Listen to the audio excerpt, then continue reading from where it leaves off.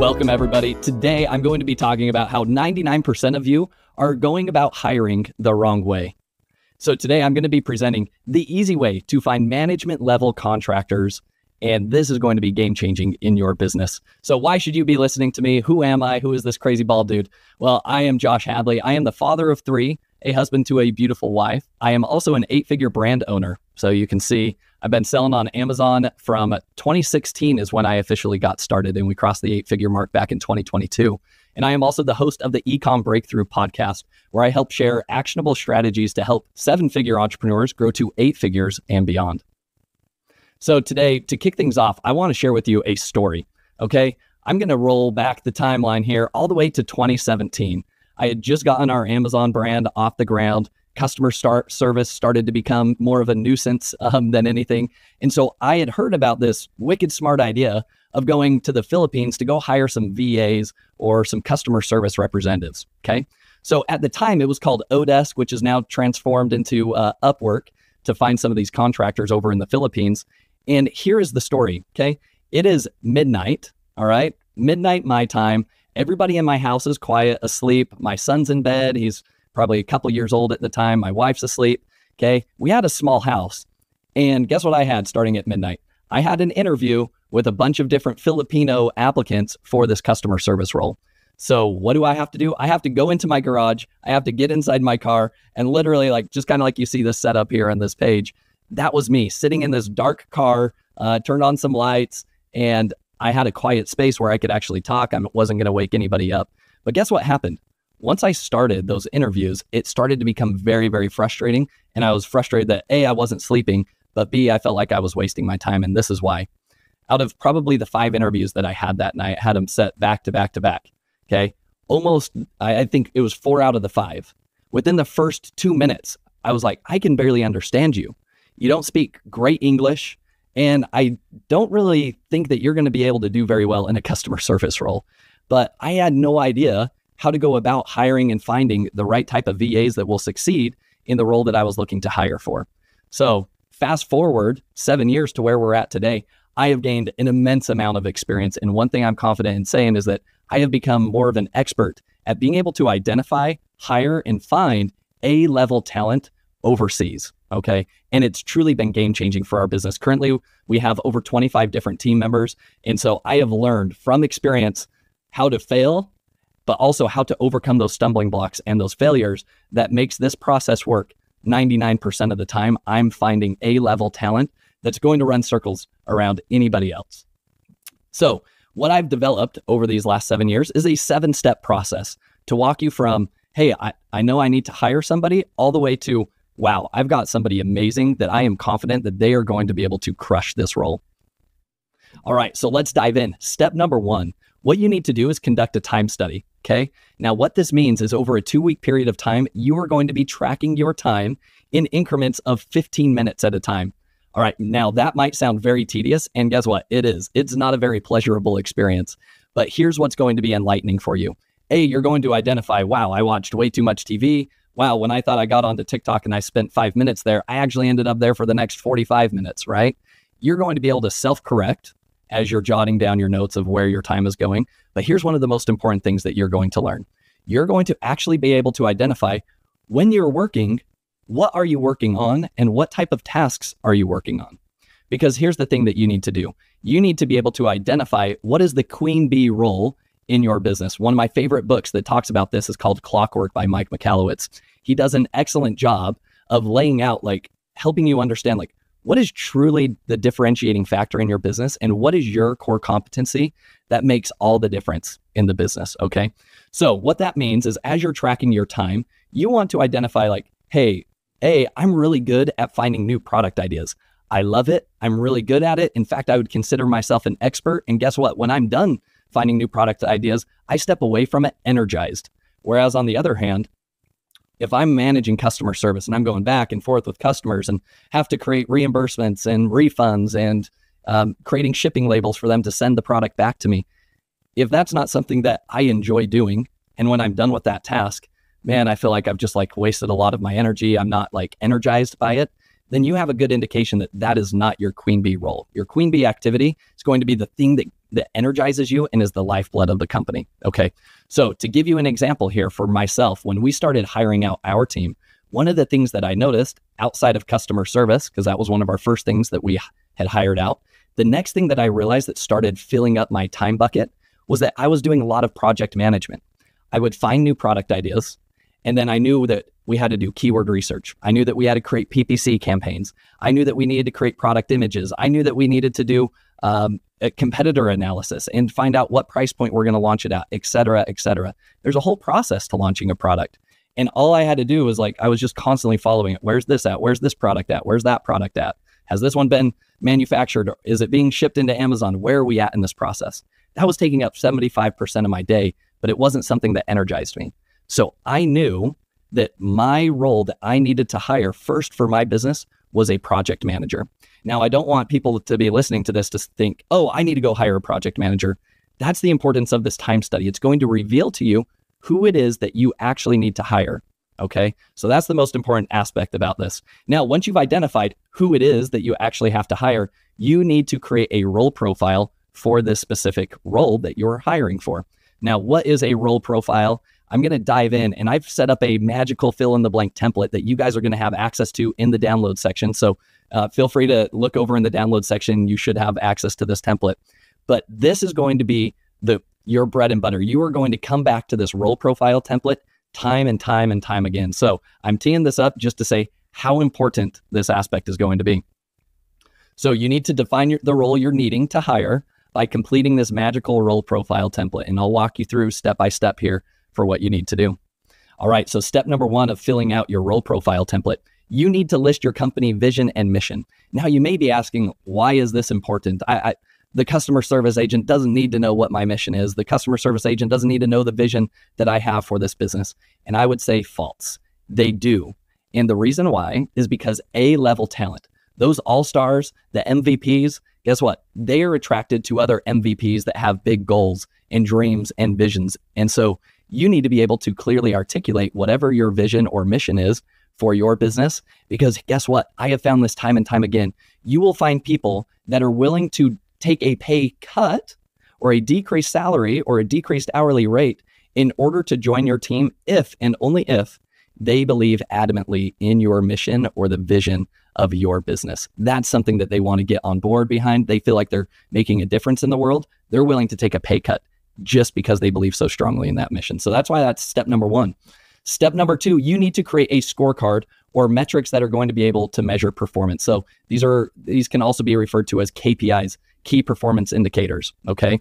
The reason why this is so important, and my favorite analogy about this is, let's imagine an NBA basketball game, okay?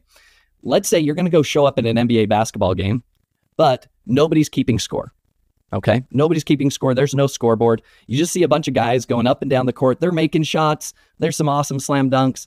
That's great. That may be entertaining at times, but guess what's the most entertaining part about any sporting event? The final 2 minutes. It's crunch time, especially if the score is close. Everybody's on their feet. Everybody's excited. They want to see what's going to happen. Can the team pull it off, right? Guess what? If you're just attending a sporting event and there ain't no scoreboard, there's no 2-minute crunch time, okay? And it becomes less entertaining. You're going to walk away. Let's say the game ends after 2.5 hours of playtime. That's it. All right. That's cool. We watched some sweaty guys run up and down the court and make some cool shots. That's about it. The fun is gone. Okay, so guess what? Your team members need to know when they are winning and when they are losing. And you as the business owner also need to understand when your team member is winning or when they're losing. When is this team member actually contributing to the overall business versus when is it time to maybe cut them loose? If you do not have KPIs, these success metrics for you and the business and that role you're hiring for, then guess what? I promise you, you are going to start by failing, because this is what is one of the most critical pieces of being able to measure performance. So you may be asking, hey, I have no idea what KPIs I should be setting for customer service or for supply chain management or for project management, et cetera, et cetera. Okay. Here is my secret tip that I want to share with you guys. Here is a ChatGPT prompt that I have created. And this is going to allow you to just get a bunch of ideas and inspiration for those KPIs for any role that you are looking to hire for. Okay. So come over here. You'll see this first prompt. Create a prompt for me to ask ChatGPT to create a specific measurable KPI for a new position that I'm hiring for. Okay. Ask as many questions as you need before generating the prompt. Okay. ChatGPT says, all right, if you want that, here are the 8 questions that I need answered. And then I responded with my 8 answers. And this was specifically for an accounting controller position that we were hiring for our business. And then bam, okay, here's the prompt that ChatGPT spit out, this paragraph. And then guess what? I take that response that ChatGPT gave me, open up a new ChatGPT thread, and then I go ahead and paste that there. And now I've got a perfect prompt for ChatGPT created by ChatGPT itself in order to identify 20, 30 different KPIs that I could consider using for those KPIs. One of the most important things is just make sure that that KPI is specific and measurable. It can't just be like, work hard. How do you measure working hard? Okay. A KPI is not working hard. A KPI is with customer service. Were all customer service inquiries answered within a 15-minute time frame? Yes or no?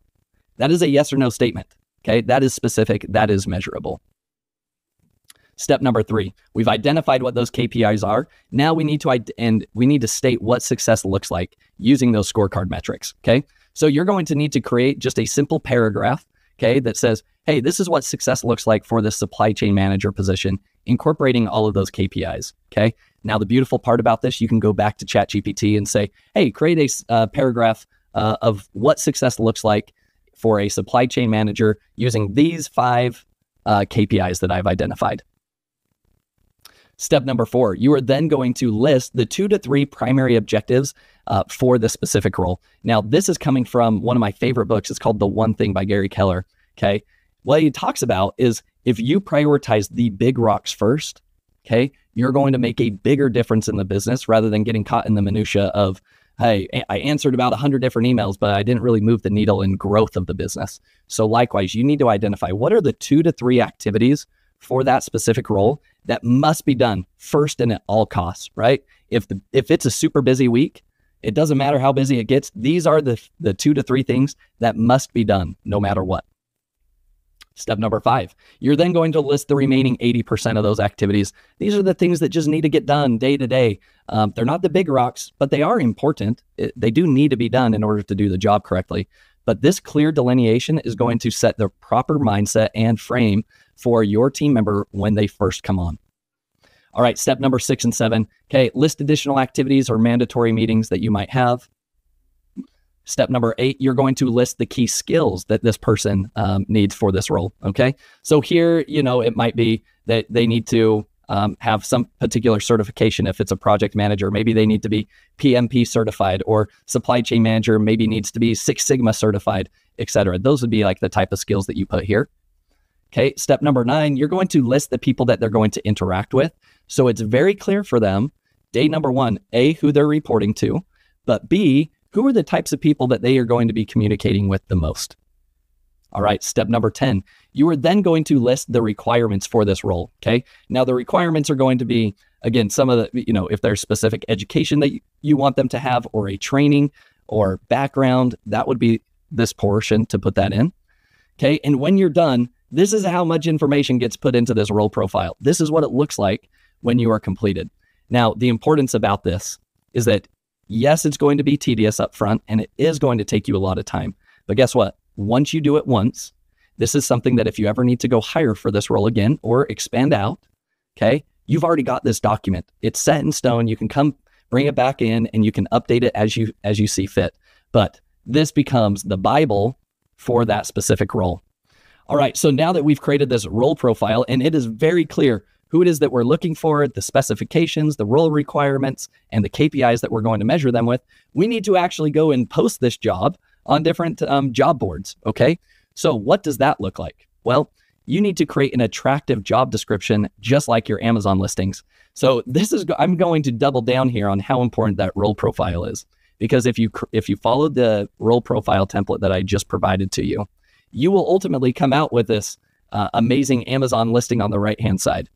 But guess what? Most of you currently, because you're not following a role profile template, your job listings, when you put them up on Upwork or anything like that, they look like this on the left. And many of you may be laughing and saying, oh man, I would never launch something on Amazon that looks like this. That looks terrible. What a waste of time. Nobody's going to buy that compared to this over here where somebody actually put some TLC behind it, right? Guess what? It's the same principle. A-level talent is going to laugh if they see a job description that is just copied and pasted as fast as possible. Hey, I'm looking for a customer service rep. We're a fast-growing Amazon e-commerce business. We need somebody to start tomorrow. That's the lazy approach, okay? The refined approach, the amazing Amazon listing approach, is when it looks like this. A-level talent is going to be like, ooh, yeah, all right, I see these KPIs. I'm confident I could go crush this, so I'm applying for this role. That's exciting. So because you've created that role profile, all you have to do is copy and paste everything in the order that it appeared in that role profile. So you can see this is just an example of the job posting that we put up for our supply chain manager, right? Guess what? You can see at the very beginning, here's our vision and mission statement for the business. Then we talk about what success looks like. And guess what? In what success looks like are the KPIs that we're going to be tracking, okay? Now, here's one extra tip that I want to give you. Here's a secret tip, okay? You need to add a hidden task at the very bottom, or you can mix it into the middle of your job listing if you wish. But down here, I give them a little hidden task. At the completion of your assessment, send a copy of your resume to blah, blah, blah, and say, hey, I am COO material, or I love pizza, or whatever it is. Just make it up. But you want them, whenever they're applying for that job, the first thing they say in their subject line, if they're applying via email or if they're just messaging you on Upwork, that first statement needs to be whatever your code word or phrase is, okay? That's going to be an amazing way to filter out the people that are not detail-oriented. All right, then you're going to be posting that job. So you may be asking, well, where do I post the job? These are the different platforms that we have found success in posting our job posts on, okay? Onlinejobs.ph, Upwork, Indeed, Workable, work.ua, and jobrack.eu, all right? So with all of these, there is not one country that I only hire from. All of my job posts, they are worldwide. I will source talent from anywhere in the world because I don't care where you're from. As long as you're an A-level player, I want you on my team. And that's the approach that you should take to your business. So we've posted our job online at this point, okay? We've identified our role profile and we're ready to rock and roll. But guess what? That's where most people stop, okay? And you can notice we're at step number 2 at this point, and that's where most people stop. They just put up the job post and they use the term, build it and they will come, right? If I just post this job, surely everybody's going to be applying to my position, right? False, okay? Step number 3 is where you really kind of turn up the heat. This is where you're going to be sourcing candidates. This is where you start to become the 1% of companies that go out and hire, because most will not do the rest of these 5 steps that I'll be talking about in my presentation today. All right, so you're going to source applicants. You need to invite thousands of people to apply to your job post. So now you're asking like, okay, well, how do I invite people to my job post? Okay, so on onlinejobs.ph, there are filters that you can set up. And as you can see here, when you log in, I was just looking for a project manager at the time, okay? Project manager, here's the different filters that I set up. Employment type, full-time, ID score greater than 70. It's just a real human being. Last active. I want to see that they were active at least within the last week. And the reason why is because those people are probably actively looking for a job. Because oftentimes you'll have people that posted their profile on onlinejobs.ph or Upwork or any of those sites a year or 2 ago, and they're currently employed and they're not looking for work. But if you look for a week or less, now you're going to find people that are in the market, or maybe they're actually maybe considering switching jobs.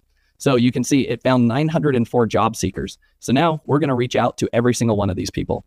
So how do you do that? If you click on their profile, you can click this contact worker button. And then this is the message that we send to people. All right. So, hey, I found your profile. Looks like you have great experience. This is just copied and pasted. My executive assistant does this on my behalf, and she just goes and invites all of these applicants. Okay. Next, similar thing that happens on Upwork. Okay. Here are the different filters that you can use on Upwork. And these are the ones that we'll use. So location, you're welcome to change the location as you see fit. In this example, we were hiring in the Philippines. Okay. We'll select native or bilingual, any earned amount, and any job success. And guess what? Any hours billed. And the reason why this is extremely important, and most people are going to overlook this, they're going to say, why in the world would you want somebody with 50% job success? Well, I don't want somebody with 50% job success. Anh chị đang bán hàng trên Amazon. Skyrock cung cấp các dịch vụ dành cho các nhà bán hàng trên Amazon với mức giá cực kỳ ưu đãi như đăng ký brand với USPTO, từ Thailand, chương trình Scout, Logistics và Warehouse. Xem hình thông tin chi tiết dưới phần mô tả nhé. But guess what? Anybody that is brand new to Upwork, guess what? They have 0% job success. And so what ultimately happens is they get ruled out. If you say, oh, I want 90% or up, all you're going to get are just legacy freelancers that are used to using the Upwork platform, and they bounce from client to client and they have lots of reviews. Okay.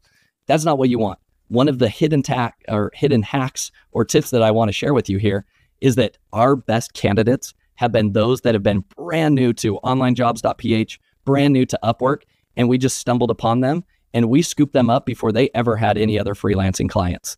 They were coming from a corporate job. Some of them were working at Coca-Cola in the Philippines or IBM in the Philippines. And they were like, you know what? I'm tired of traveling.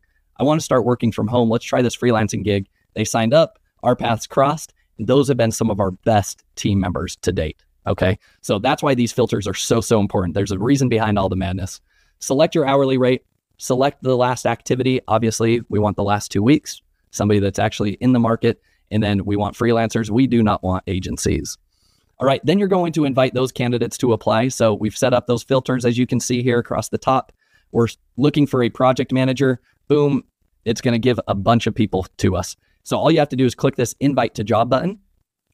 And then I just use the example template that Upwork gives us. So I just click send. And actually my executive assistant does that. And we invite thousands of people to our job.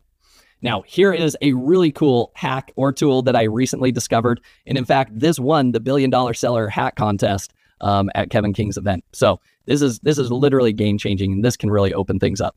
All right, so this is called Workable AI Recruiter. This is instant sourcing. It is going to go through and scan emails, anybody that's ever applied on the Workable platform. It's going to scan LinkedIn, and it's going to consolidate everything for you. And it's going to tie it all up in a bow, and it is literally fantastic. All right, so here you can see we posted our job on Workable. You can see here, we're looking for a graphic design assistant. Okay. Look at this in the red box down here. This AI recruiter found over 3,000 people. And for this job, it was in the Philippines, over 3,000 people in the Philippines that match or have background or experience in graphic design. And guess what? These are not just standard VAs. For another one of our roles for an accounting controller position, we wanted somebody that had a lot of experience. And what the AI recruiter found were like extremely successful individuals that were there in the Philippines. So check out, Nancy has an MBA in the Philippines. Emblin has a financial planning and analysis. He's a financial planning and analysis manager. And John over here, he is a former assistant manager at Ernst & Young. Like, these people are obviously smart. They're educated. They're doing big things. These are the type of people that I want to be bringing in to my business. Okay. Workable makes this super easy.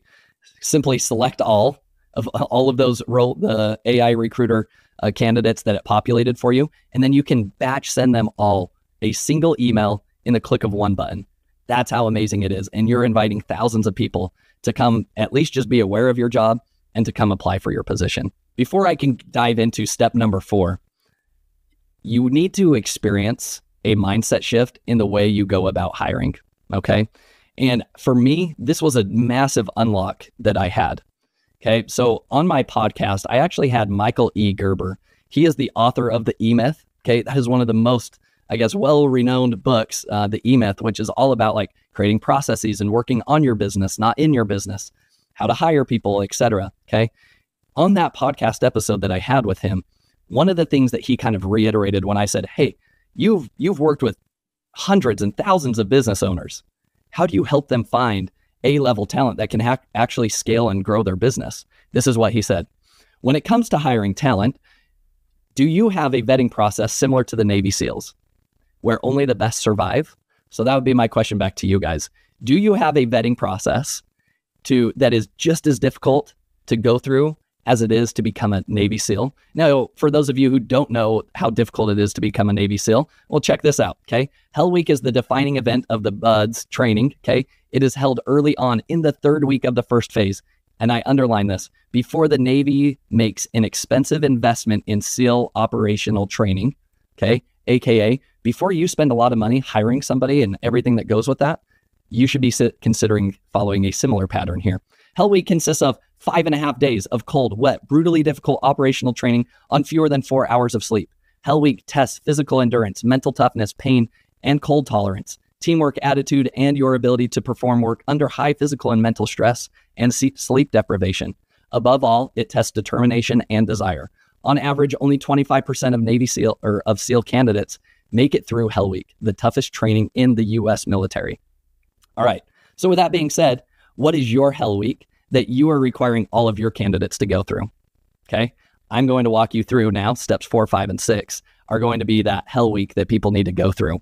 All right. So step number 4, you need to filter those candidates. You're going to use assessments to filter candidates, which is going to allow you to go from thousands of applicants, or let's say it's 1,000, you can go all the way down to 100. Okay. Weed out 90% of them by just following this simple strategy. Okay. As soon as people apply for your position, here's what you're going to do. My executive assistant, no matter what their background, no matter what their resume looks like, no matter what their cover letter is, if they successfully completed or applied to the role, which means they used the keyword when they applied to this position, as you can see this guy did, I'm COO material. Okay. I automatically will copy and paste this exact same message template down here in the bottom. Okay. This goes to everybody. It's just copy and paste because it's going to go out to 1,000 people. Okay.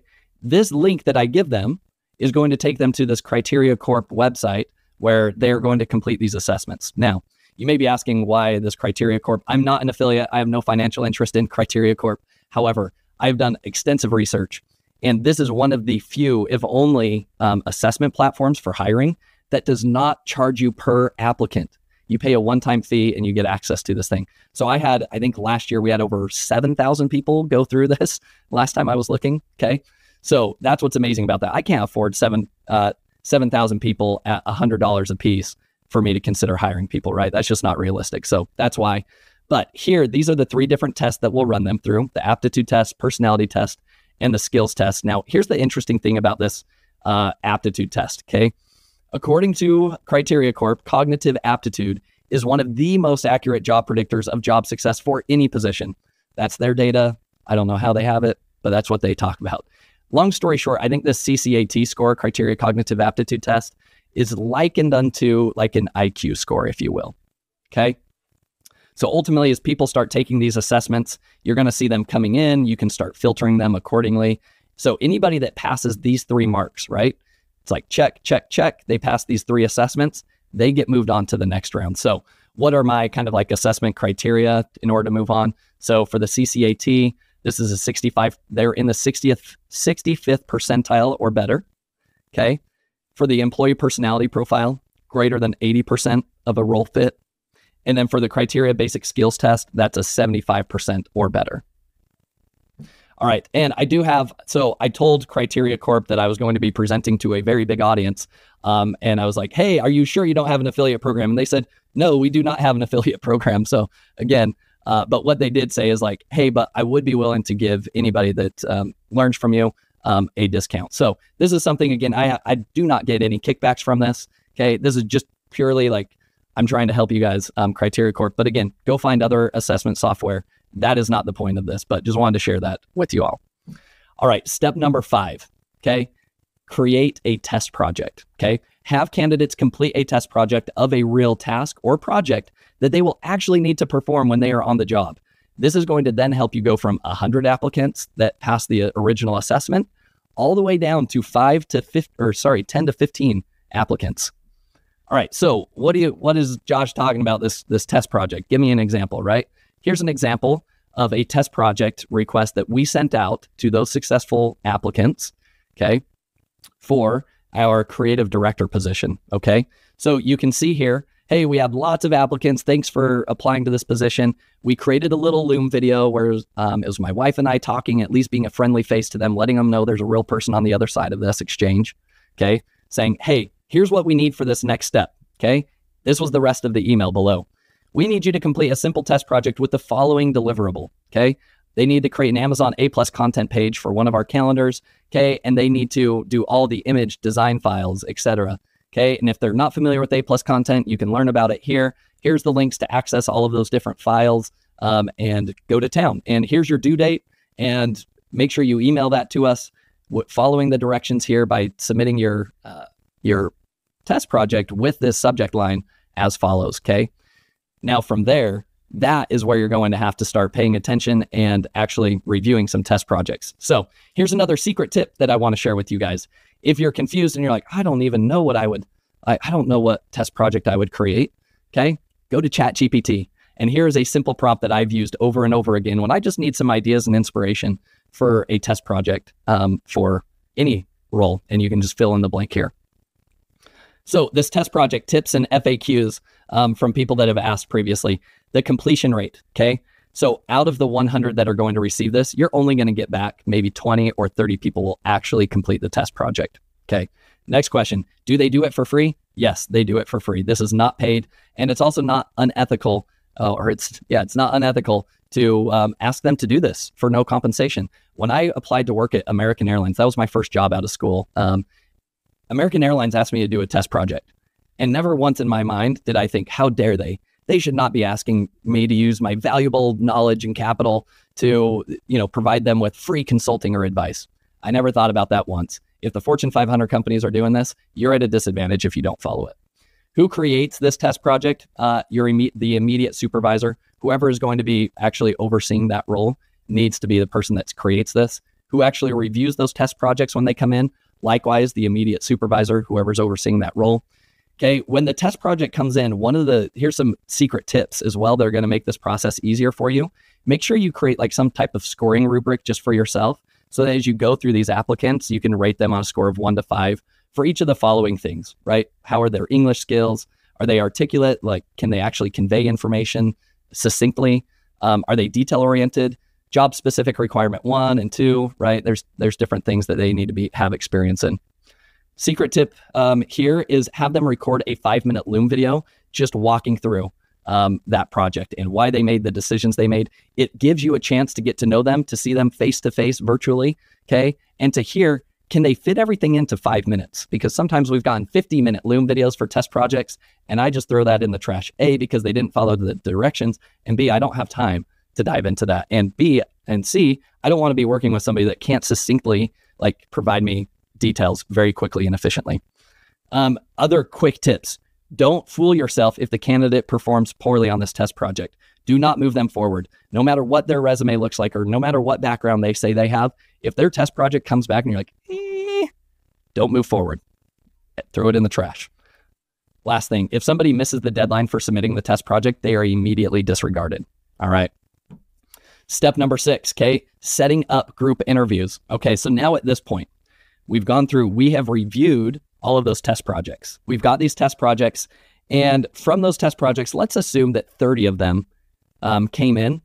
About half, or another 33% of them, are actually going to be good enough.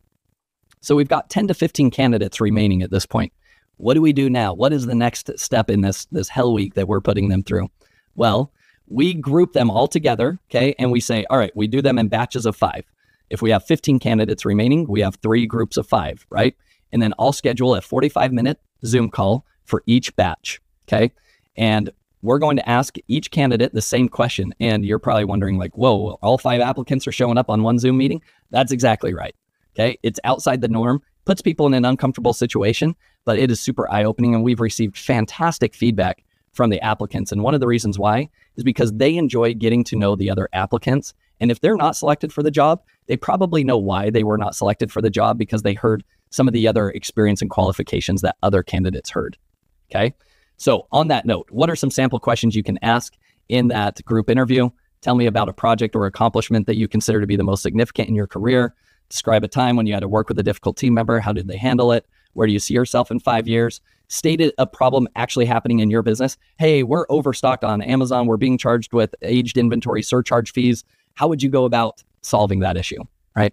How do you keep yourself updated with the latest trends, tools, what's working in e-commerce and FBA? Hopefully you're hearing them say, hey, I'm following Bradley Sutton and I'm following Kevin King and I'm following Helium 10's podcast, because that's where all the knowledge is being shared, right? All right. The final and best question, my favorite question that we get to ask at the end of this group interview, is what I call the peer picking probe. All right. The question I ask is, who would you hire from this interview and why? And by the way, you cannot say yourself. All right. And this it has been one of my favorite questions. It puts people in a really uncomfortable situation, but it's been extremely eye-opening and revealing. So far, we're batting about 800 here, where the majority of the time the candidates have ultimately identified the person we ultimately hire. Not that we needed their opinion, but it's an interesting social experiment, to say the least. All right, so here we go. We're coming into the home stretch here. Step number 7, one-on-one interviews. So from those group interviews, you will have identified 1, maybe 2 candidates from each of those batches. So theoretically, you're sitting around like 3, maybe 5 people left, okay? Now you're gonna spend the time setting up a one-on-one Zoom call with these people. And ultimately, the purpose is to try to find a pattern of success in their life. That is ultimately what you are looking for when you conduct these one-on-one interviews. Okay, so what are some good questions you can ask? Well, one book that I would highly recommend you read is called Who.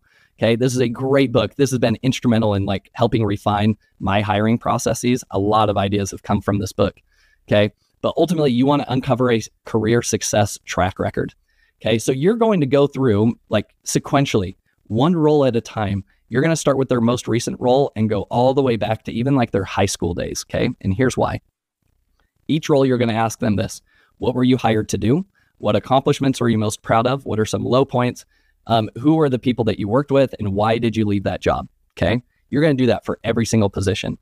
Here's the other like secret tip that I want to share with you as you're going through. These are 2 extra questions you must ask for each of those positions that you walk through with them. These are my 2 truth serum questions. They cannot BS you with these questions. You're going to ask them the name of their manager, whoever they were reporting to at their most recent position, and so on and so forth, right? And you're going to say, okay, John, he was your manager. Okay. When I reach out to John, how will he score you, or how will he rate your job performance on a scale of 1 to 10? And why? Okay, then they're going to have to respond. And it's not, what do you think? It's more, no, what is John going to say? Because I am going to reach out to John. And if your number is 10 and John's is 5, well, there's a clear issue here, right? So it forces people to have to state the truth. But then sequentially, another question here. When I reach out to John, what will he or she say, okay, is an area of improvement for yourself and why, okay? So that's a much better question to ask than, what are your greatest weaknesses? Oh, that I work too hard. All right, okay. Now you're going to actually follow up. You're going to ask for those email addresses for those references that they provide you or for those managers. And you're going to literally take this email template that you see here and send it to them, okay? Hey, we're currently interviewing so-and-so for this position. Here are my questions I want to ask you. And guess what? They will respond to you. And look at this. These are great indications of an A-level player, okay? This was a response that we got back for a project manager, okay? Of course, this is somebody that we would want to be working with. So likewise, that's what you should be looking for, okay? And that is the process of how we go through in 7 steps to select our candidate and hire amazing management level staff for pennies on the dollar.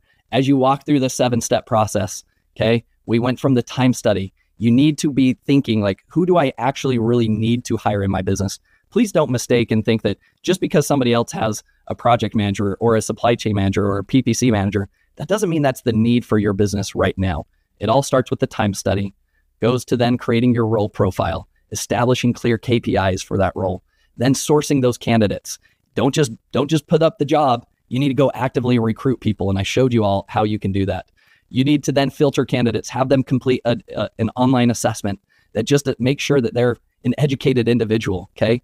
Have them complete a real life test project. Here's a secret hack. Do you want to know out of all of these 7 steps, which is the most important and which one actually is the greatest predictor of job success? It's the test project. The test project is the greatest indicator of job success, even better than that CCAT score that was talked about earlier, okay? Then you take people into the group interviews. You want to see how they behave. Can they communicate well? Do they align with the culture?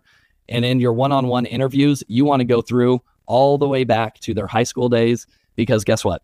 The people that constantly get promoted, every job they go to, they get promoted, they receive awards. Guess what? Those are going to be the people that likewise are going to step up into leadership positions for your business and make a difference. Whereas on the other hand, you don't want people that, oh, well, I went into this role, then I had to jump to another job because I got let go. And guess what?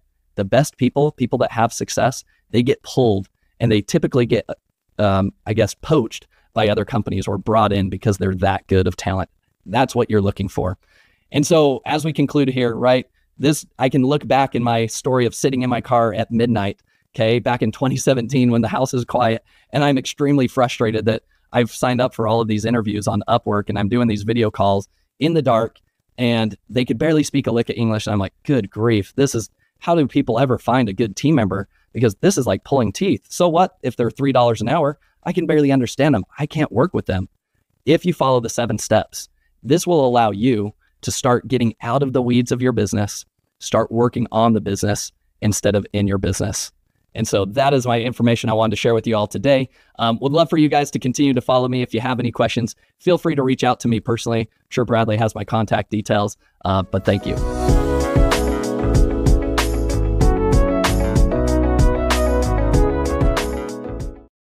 Anh chị đang bán hàng trên Amazon.